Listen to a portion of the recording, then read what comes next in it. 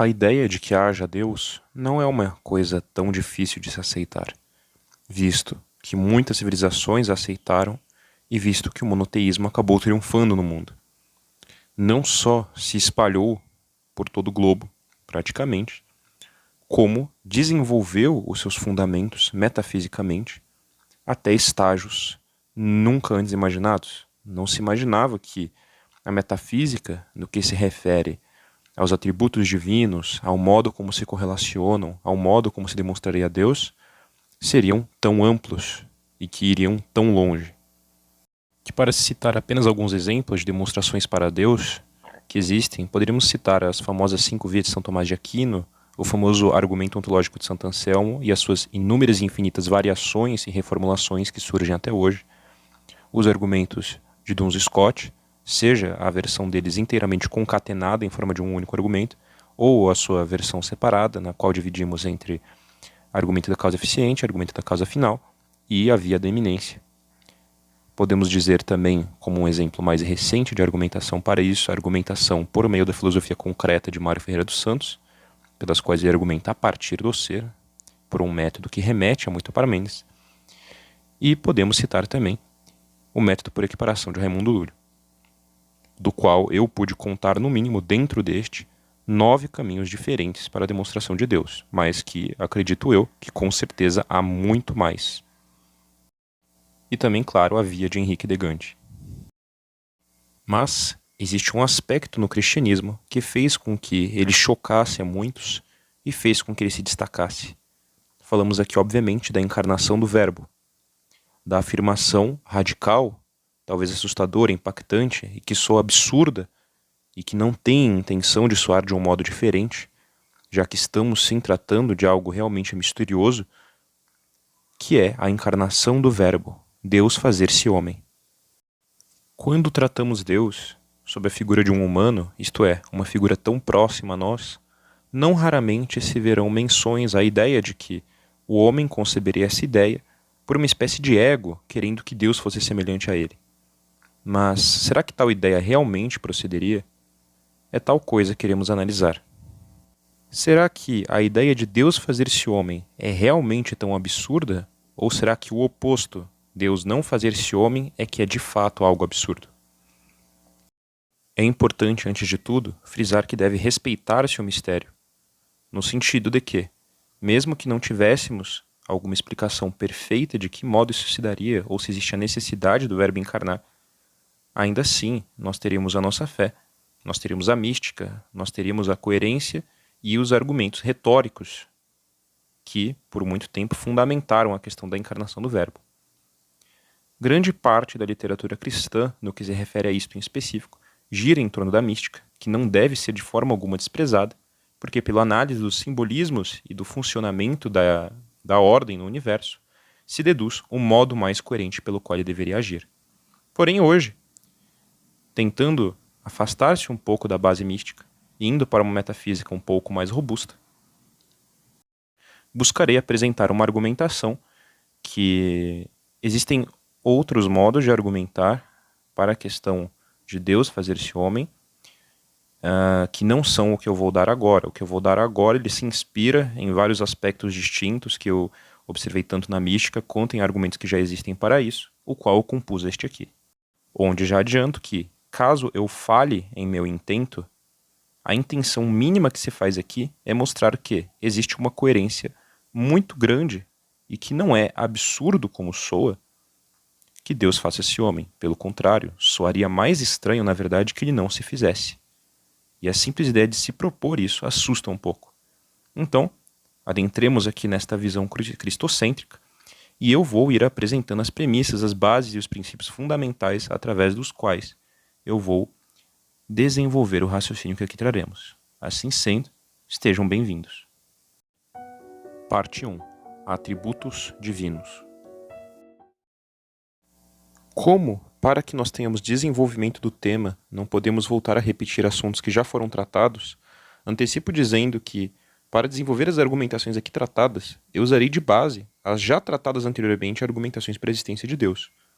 Como falamos aqui da encarnação de Deus, não precisamos tratar da questão das demonstrações de Deus, visto que elas foram tratadas já oportunamente em outras ocasiões e podem vir a ser tratadas novamente em outros momentos. Então, assim sendo, darei quais são as definições que nós temos de Deus, assim como seus atributos, visto que não podemos tratar nenhum tema de forma sábia ou até mesmo prudente, sem que antes façamos as suas definições e digamos o modo pelo qual devemos articulá-las.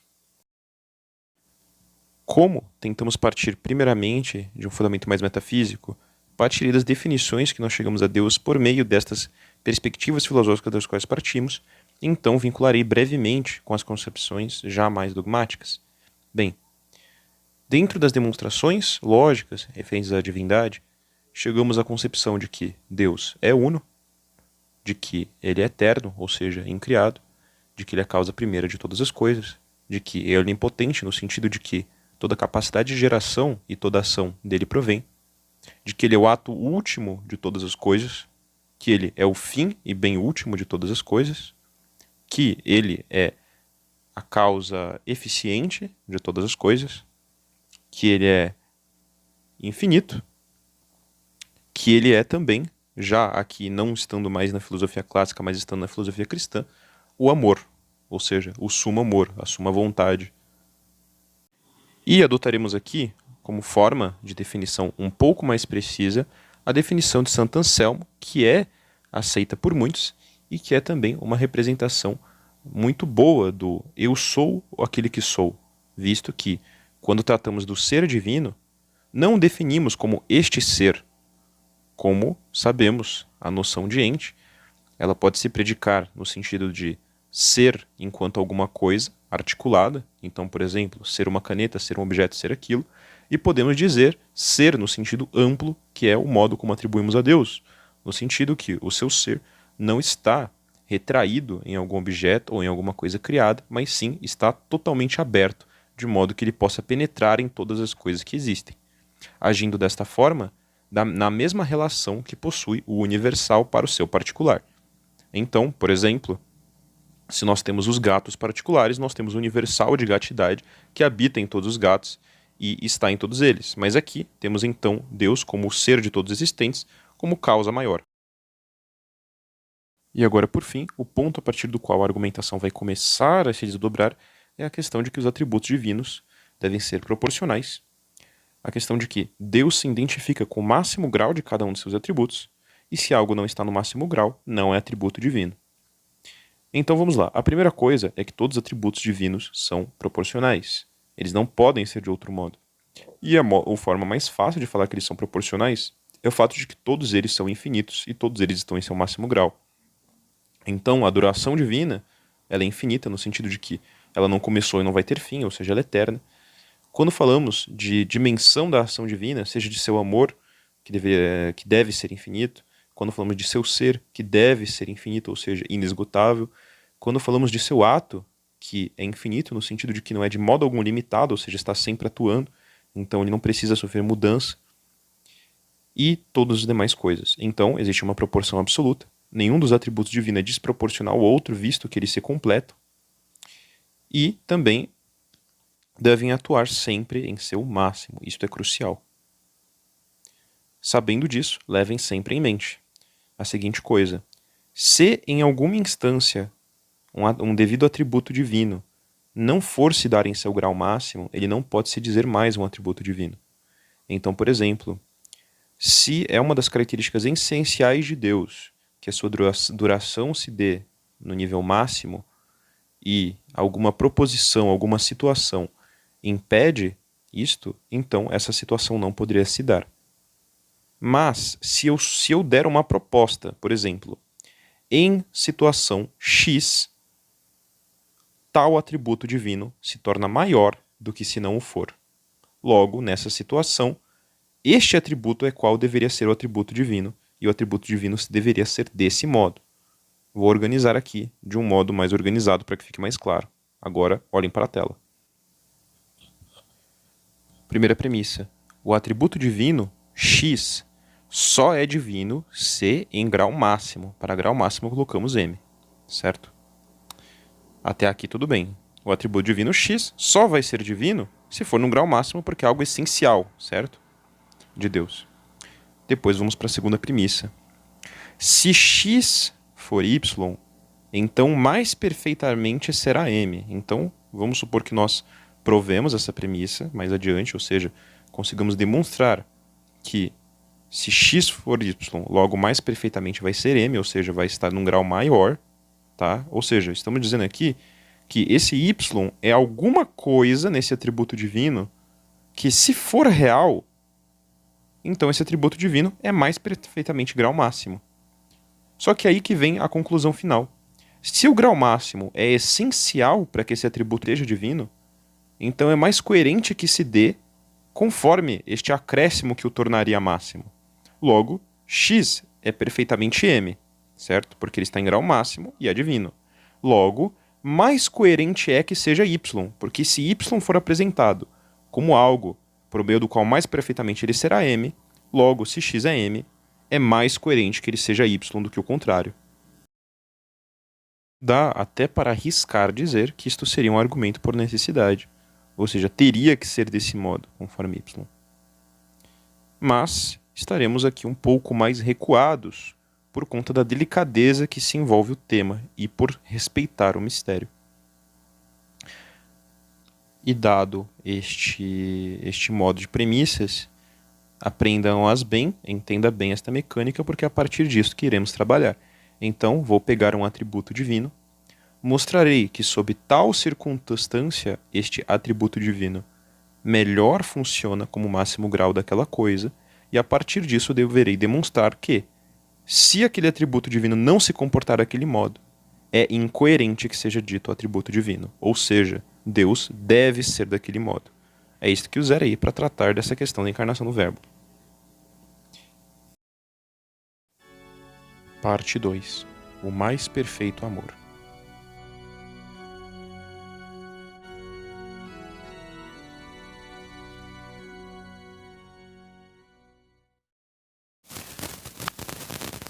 Ama-se quando se deseja ter ou ser algo, quando a natureza se encaminha a este algo, rejeita-se tudo o que é contrário ao amado e quando repugna-se a ideia da perda. Para dar um exemplo, vamos imaginar um indivíduo que ama muito ser cozinheiro. Se ele ama ser cozinheiro, a sua natureza vai se encaminhar a este algo, ou seja, seu desejo e sua vontade se encaminham e almejam isso. Tudo o que é contrário e afeta o seu desejo de ser um cozinheiro, como, por exemplo, a sua demissão daquele emprego, a perda de suas mãos, é tremendamente odiado, pois o atrapalha a atingir aquele fim. Ou atrapalha a conquistar aquele bem, visto que uma das definições que temos do amor, e que podemos dar, é vontade de permanecer, conservar, gerar e alcançar um determinado bem. Aquela coisa para a qual você se direciona, você ama em menor ou maior grau, conforme se apetece, conforme se repugna o que é contra ela. E por último, temos a característica de que repugna-se a perda, ou seja, o objeto amado repugna-se a ideia de perdê-lo, e quando se o perde, encontra-se alguma espécie de afetação. O amor, ele pode ser causal, como quando nos referimos às 4 causas aristotélicas, a dizer causa material, formal, eficiente e material. Isto é, aquela coisa que causa aquilo de uma maneira, seja dentro de sua existência, seja enquanto gerador daquela coisa, aquela coisa a ama, pois este ato envolve alguma forma de apetecimento, permanência, geração e repugna a ideia de aquela coisa não ser daquele modo, visto que a coisa causal gera, produz, causa o efeito.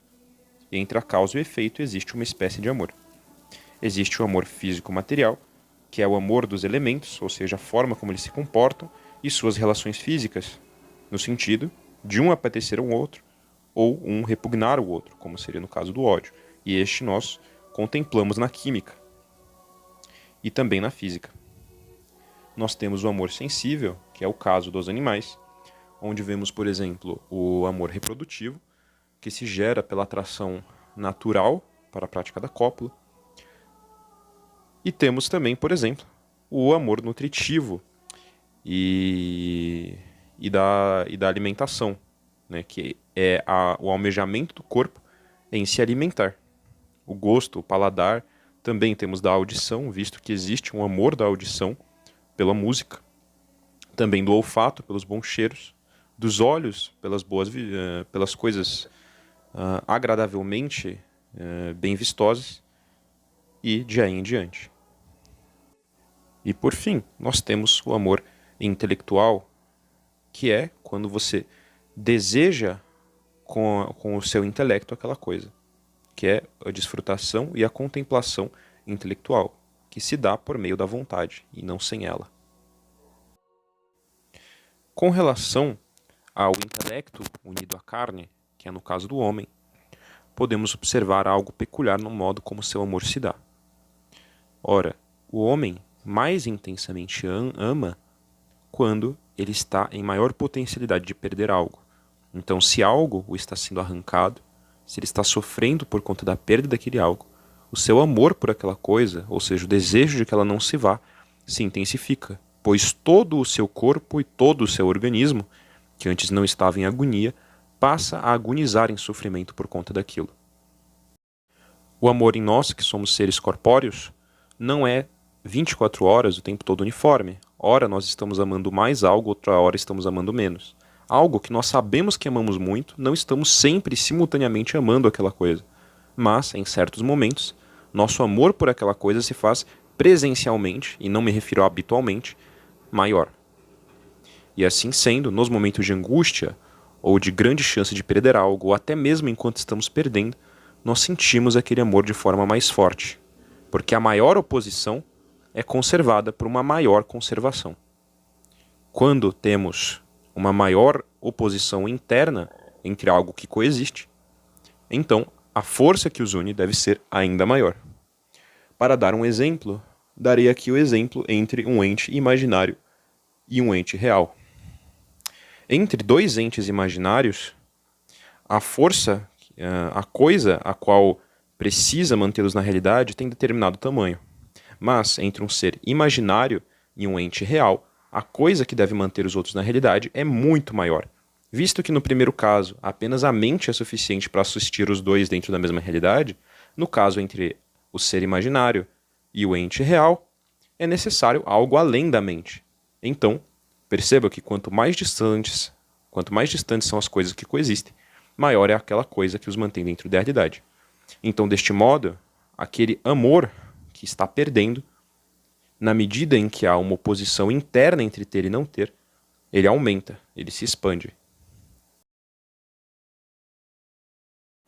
Deixando um pouco de lado estas definições e análises a respeito do amor, lembraremos aqui de um aspecto importante, a questão de que, sendo Deus superior ao homem em todos os gêneros, não poderia haver algo no homem no qual o homem tivesse tal grau de perfeição e não ocorresse igualmente em Deus. Ora, analisemos alguns exemplos de algumas coisas. Haveria na infinitude de Deus, ou seja, no atributo de sua grandeza, algo no qual ele perdesse para o homem? Ora, de modo algum, visto que o homem é limitado pela sua matéria sensível, limitado pelas suas coordenadas, pela sua forma. Enquanto a Deus, isso não ocorre. Nenhum tipo de coisa causada, seja pela matéria, seja pela sensibilidade, seja pela intelecção humana, pela imaginativa ou qualquer atributo, pode superar a Deus nesses aspectos. Se nós analisarmos alguma outra coisa, como por exemplo a duração do homem, igualmente Deus em nada precisa invejar isto, visto que a eternidade de Deus é maior e nada haveria de superior nestes aspectos humanos. Mas agora devemos analisar o seguinte: de que forma ocorre o amor divino? Ora, o amor divino, segundo o que é comumente entendido, ocorre de modo causal. Ao menos todas as vezes que aqui argumentamos, nós argumentamos a respeito de Deus amar por meio da causabilidade. Na medida em que Deus causa todas as coisas, na medida em que Ele é causa eficiente, Ele possui o amor. O tipo de amor que nós listamos aqui dentro das espécies de amor. O que acabamos de fazer. Porém, existem alguns aspectos que esse tipo de amor não pode alcançar se ele não for de outra espécie. Como assim? Ora, por acaso, poderia esta espécie de amor abarcar o tipo de amor que possuem as coisas físicas? Poderia ele abarcar o tipo de amor que possuem as coisas sensíveis? Poderia ele abarcar o tipo de amor que abarcam as coisas intelectuais, humanas, ligadas à carne? Ora, se Deus ele não possuir todos esses atributos, isso significaria que, em questão de causa eficiente, ele seria superior em amor a todos, porque ele seria o anterior a todos eles. Mas que ele não teria essas espécies de perfeição diretamente como causa dele, mas sim de forma apropriada. Isso significa que se Deus ele não tiver algo físico, encarnado, não tiver qualquer atributo deste gênero, ele apenas poderá conhecer estas espécies de amor por meio de uma contemplação intelectual, causal, e, portanto, de certa forma, acidental, não direta a ele. Ora, como Deus é causa de todas as coisas e é a máxima substância, como poderia ele ter contato com essas coisas de modo indireto? Ele, que é o mais soberano de todos e que é a causa de tudo. Mas não é esta reflexão que vai nos dar a questão do argumento. Eu apenas dei isso de uma breve introdução. O ponto onde eu quero chegar é que morrer por amor é mais perfeito do que apenas amar. Se você ama alguém, existe uma perfeição nisso, porque você almeja ter esse alguém com você, você quer conhecê-lo, você quer que ele exista, mas se você morre de amor, se você dá sua vida por amor, você atinge um grau de amor muito mais perfeito, porque você aniquila a si mesmo, você substitui tudo aquilo que você possui em seu ser em nome daquela coisa amada. Portanto, morrer por amor é mais perfeito do que meramente amar. Disso, concluiremos que, se Deus é o máximo amor e o morrer por amor é superior ao meramente amar, então Deus necessitaria morrer por amor. Mas então, eis a questão. Como que aquilo que é eterno, que é imutável, é incambiável, poderia morrer por amor? Simplesmente que ele não poderia matar nenhum aspecto imutável, nenhum aspecto imortal. Então, ele deveria criar para si algo mortal. E como poderia ser esse algo se este algo não fosse carnal como um animal? Visto que nós não vemos pedras morrerem, não atribuímos esse significado a elas. E também nós não vemos causalidades morrerem. Então, para que fosse uma morte genuína, haveria de ser, no mínimo, uma morte animal. Mas, quem será que ama com mais perfeição? O animal intelectivo, que conhece cada atributo de sua dor, entende a si mesmo e percebe que está sofrendo, contra e oposição total à sua vontade, ou seja, tanto a vontade física quanto a vontade intelectiva, ou será que sofre mais aquele que tem apenas vontade física, ou seja, que é apenas carnal? Ora, é muito mais perfeito o amor que ama materialmente, sensivelmente e intelectivamente. Então, em outros aspectos, se falamos aqui do máximo amor e é necessário morrer de amor para maximamente amar, e para morrer de amor é necessário que ele seja físico, e para que ele seja físico e esteja no máximo grau de amor dentro do grau físico, é necessário que ele seja encarnado na forma de um homem. Portanto, é muito mais coerente crer que Deus encarnou e morreu do que o contrário. Então, é a partir desta necessidade de morrer de amor que buscamos aqui hoje, desta forma, dar a argumentação para a encarnação do Verbo.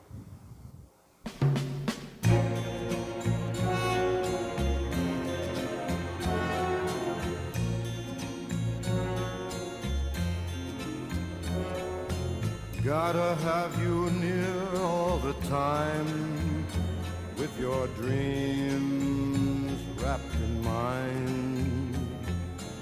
gotta be a part of your soul and of your heart all the time. Nothing in the world that I do means a thing without you. I'm just half alive in my struggle to survive without you. You are my way of life, the only way I know.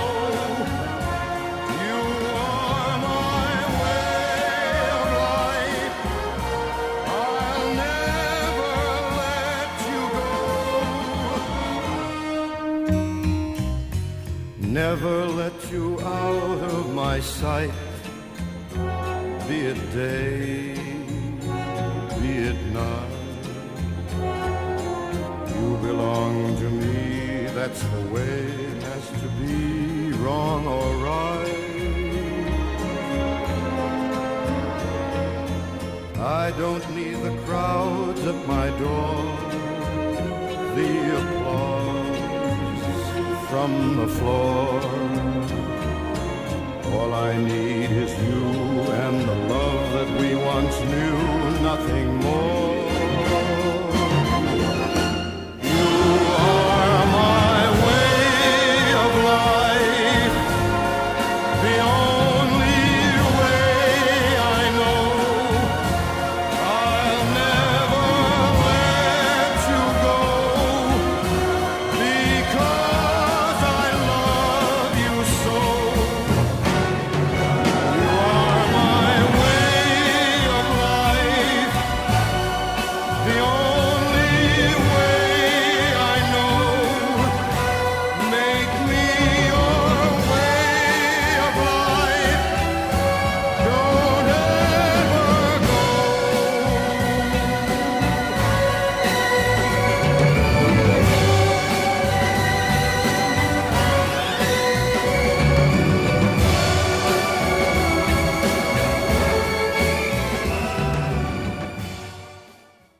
Parte 3. Conclusão.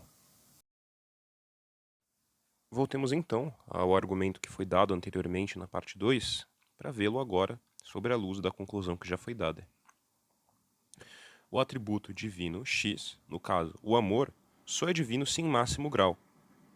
Se x for y, então mais perfeitamente será m. No caso, o que ficou nessa premissa foi que, se o amor divino implicar em que Deus morra, ou seja, ele consiga fazer de modo que ele consiga morrer de amor, então mais perfeitamente será m, ou seja, em maior grau será x. Logo, aí concluímos, né? X é perfeitamente m, ou seja, o amor divino, ele é máximo amor, ele está no máximo grau. Logo, concluindo que y é um tipo de amor mais perfeito, é mais coerente que ele seja y.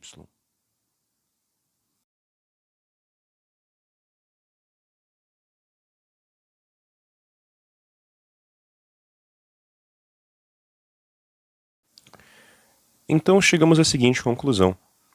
Se o indivíduo ele acredita na versão clássica de Deus, ou seja, aquela aceita pelo monoteísmo, e aceitou todas as etapas dadas até o momento a respeito da essência divina, suas características, aceita que todas elas são em máximo grau, e igualmente aceita que o amor divino é em máximo grau, qual seria a religião mais coerente para ele seguir?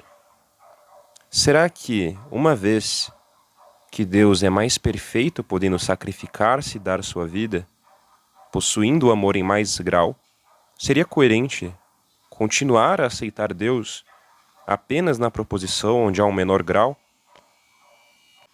Se, utilizando os termos que costumam utilizar, isto é, Deus cristão, Deus judaico, Deus islâmico, utilizando essas terminologias onde atribuímos o Deus uno a religiões e a confissões específicas, qual desses deuses ama mais? Será que o Deus judaico, entre aspas, ama mais? Será que o Deus islâmico ama mais? Será que o Deus, para dizer assim, o uno platônico ama mais? Ou será que o Deus cristão, que encarnou e morreu pelos pecados de todos, que estavam em condenação, para que estes pudessem se salvar e assemelhar a esse, será que este Deus ama mais? Tire suas próprias conclusões. E você, acreditando que Deus é o máximo amor, será que não seria errado negar a Deus aquela circunstância na qual ele mais maximamente expressaria o seu amor? E não seria algo que rebaixe Deus negar a ele este grau máximo? Fica esta reflexão.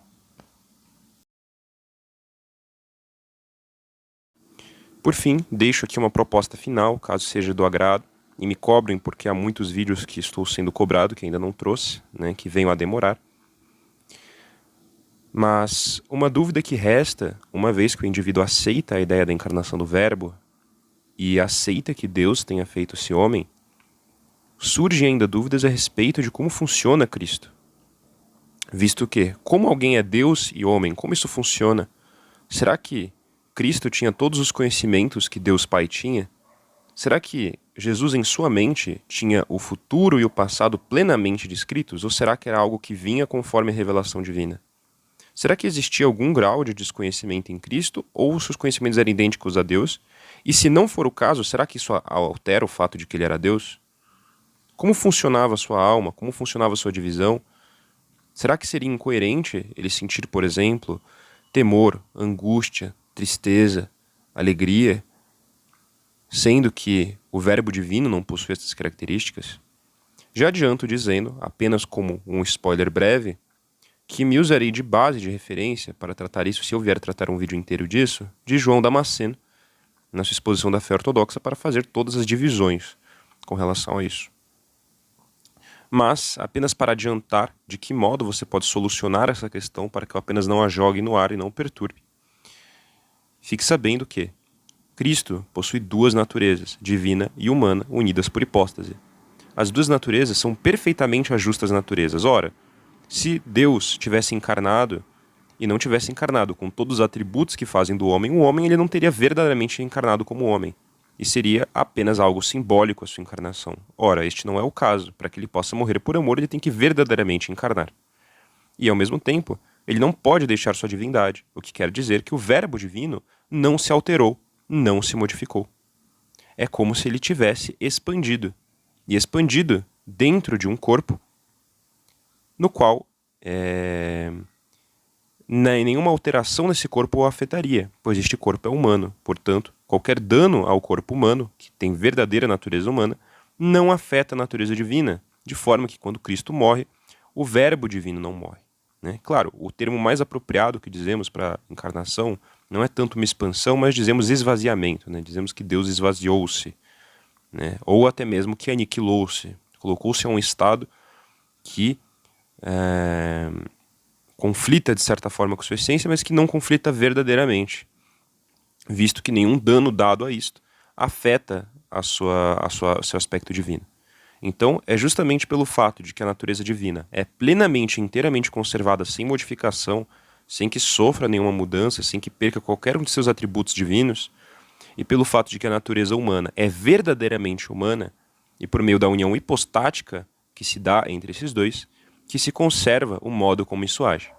Caso queiram entender melhor essa questão, podemos trazer, depois em outro vídeo, um estudo mais analisado, pegando trechos do Evangelho e pensando de que forma funcionaria Cristo, visto que esta é uma questão complicada, muito amplamente debatida, que envolve vários concílios e é muito bem tratada na patrística, mas que também é muito bem solucionada, muito bem fundamentada, e já não é, de forma alguma, uma dor de cabeça ao cristão. Assim sendo, deixe seu comentário, seja piedoso, reze o Santo Rosário e vá em paz.